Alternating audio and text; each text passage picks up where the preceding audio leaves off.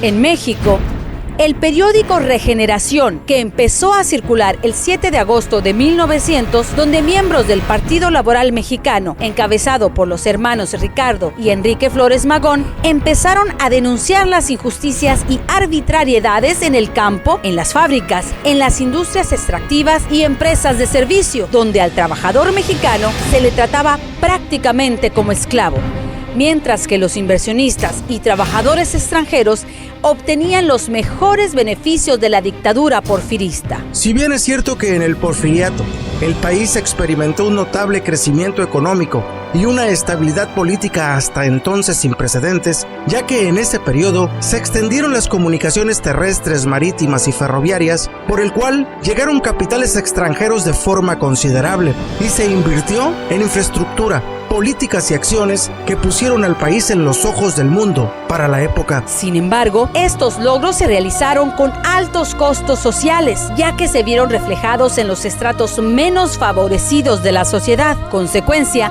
que generó una importante oposición al régimen de Díaz.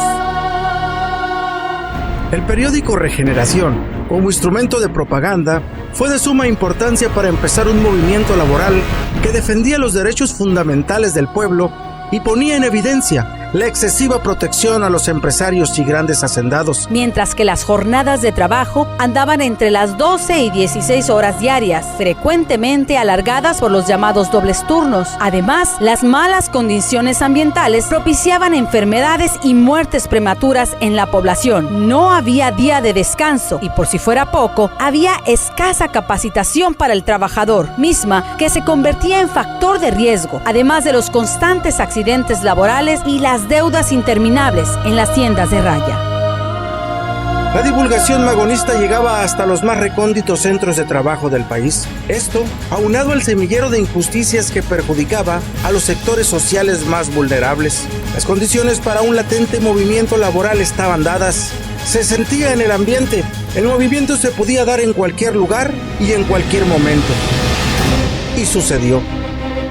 El 1 de junio de 1906, más de 2,000 mineros de la empresa Consolidated Copper Company, encabezados por Manuel M. Diegues y Esteban Vaca Calderón, se rebelaron contra los altos mandos de la empresa al estallar la huelga, en la cual pedían la destitución del mayordomo. El mínimo sueldo del obrero sería de 5 pesos con 8 horas de trabajo. La empresa debía emplear el 75% de mexicanos y el 25% de extranjeros, teniendo los primeros y segundos las mismas oportunidades de mejoras y ascensos.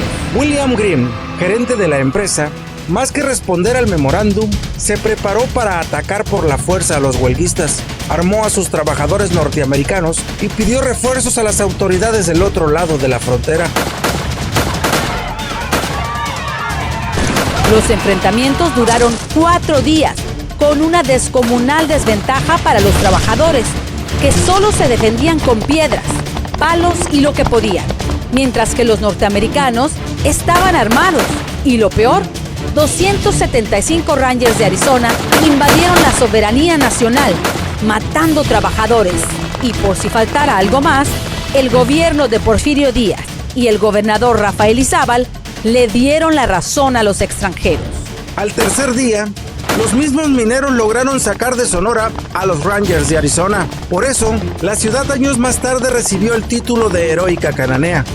El saldo trágico: 23 muertos y 22 heridos de ambas partes. Fueron aprehendidos más de 50 trabajadores, a quienes se les acusó de agitadores del movimiento.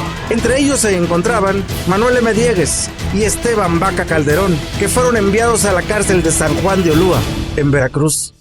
Meses después, el 7 de enero de 1907, el derramamiento de sangre regresa, esta vez a Río Blanco, Veracruz. Los obreros que trabajaban en los textiles laboraban en condiciones muy miserables. Las jornadas iniciaban a las 6 de la mañana y terminaban a las 8 de la noche. Ganaban 35 centavos al día. Además, si la máquina se descomponía, se lo descontaban de su paga al trabajador. En busca de una solución, los obreros nombraron como árbitro de la problemática al mismo Porfirio Díaz. El día 4 de enero de 1907, dio a conocer el fallo, mismo que fue en contra de las demandas planteadas por los obreros, por lo que el enojo y el conflicto creció hasta llegar al día 7 de enero, donde los trabajadores deciden estallar la huelga. Ese día los obreros se presentaron frente al edificio de la fábrica, sin entrar a trabajar. Pero piénsenle a la cartilla esa de trabajo que nos quieren imponer. Un empleado de la tienda de Raya dio muerte a uno de los huelguistas y la reacción de los obreros fue atacar con piedras la tienda de Raya, misma que saquearon por la necesidad, dando muerte a los dependientes. Río Blanco se tiñó de rojo al entrar los batallones 12, 13, 17 y 24, que concentraban 800 soldados, además de 60 rurales y 150 policías. Al terminar ese día, había 200 detenidos en la fábrica, a muchos de los cuales se les fusiló ahí mismo. Para el día 9, ya eran 140 los trabajadores muertos, entre los cuales había niños y mujeres.